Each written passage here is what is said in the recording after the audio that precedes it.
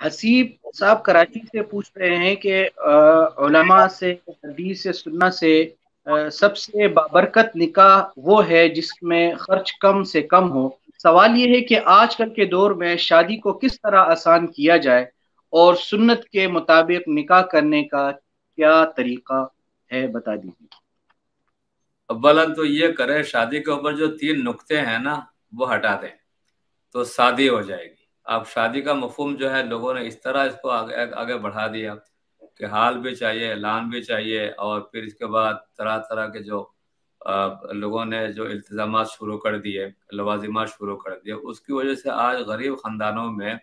بچیاں بیٹھی ہوئی ہیں، ان کا گویا نکاح کرنا ان کے لیے بہت بڑا مشکل مسئلہ بن گیا ہے۔ اس لحاظ سے مصنون طریقہ یہی ہے کہ جمعے کا دن ہو، مسجد میں عقد نکاح کیا جائے اور کسی صالح آدمی، بزرگ آدمی سے نکاح پڑھا دیا جائے، تو اس میں تو ایجاب و قبول ہی ہوگا۔ نہ تو حال کا تصور ہے، نہ اعلان کا تصور ہے، لیکن لوگوں نے اپنے فیشن کے طور پر، اور پھر لوگ جی ہماری تو ناک کٹ جائے گی اور ہم نے تو لوگوں کی دعوتیں کھائی ہوئی ہیں، اب اس طرح کیسے ہم یعنی شادی کر لیں۔ تو دیکھیں اس کی وجہ سے معاشرے کے اندر بے شمار بچیاں بیٹھی ہوئی ہیں۔ تو خدا رہا اپنے اس فیشن کو ختم کیا جائے، اور جو سادگی کا طریقہ، جو صحابہ کرام کا طریقہ تھا وہی یار آج بھی مصنون طریقہ یہی ہے کہ جمعے کا دن ہو، مسجد میں نکاح کیا جائے، اس میں کوئی خرچہ بھی نہیں، کسی صالح آدمی سے خطبہ پڑھ کر نکاح کرا دیا جائے، یہ ہے نکاح کا معاملہ۔ اور پھر آگے جا کے جو ہے وہ جہاں تک لڑکیوں کے حوالے سے کہ یہاں کوئی دعوت ہے، یہ دعوت مسنون نہیں ہے۔ اگر کوئی انسان صرف اپنے آنے والے کچھ مہمانوں کے لیے اگر کچھ خاطر تواضع کر دے تو اس کی گنجائش ہے،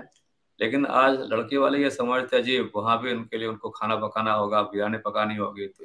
اتنے سارے افراد جمع ہو جاتے ہیں،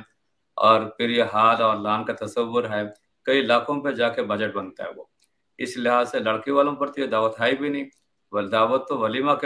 کے طور پر لڑکے پر ہے وہ، تو لہٰذا وہ بھی سادگی کے ساتھ کریں۔ اچھا، سادگی کے اندر بڑی برکتیں ہیں، لیکن ہم دوسروں کو فالو کرتے ہیں کہ دیکھو فلاں لوگوں کے بات ہم کا ہے، انہوں نے یہ کیا، انہوں نے یہ کیا، اس سے ملے گا کچھ نہیں، برکتیں ختم ہو جاتی ہیں۔ لہٰذا اسی طریقے کے مطابق سادگی کے ساتھ کریں اور تمام اخراجات فضول چیزوں سے بچ جائے، اس سے انشاءاللہ جو خاندان وجود میں آئے گا وہ بابرکت خاندان کہلائے گا، اور گھروں میں جو بچیاں بیٹھی ہوئی ہیں ان کا بھی ان کی زندگی آباد ہو جائے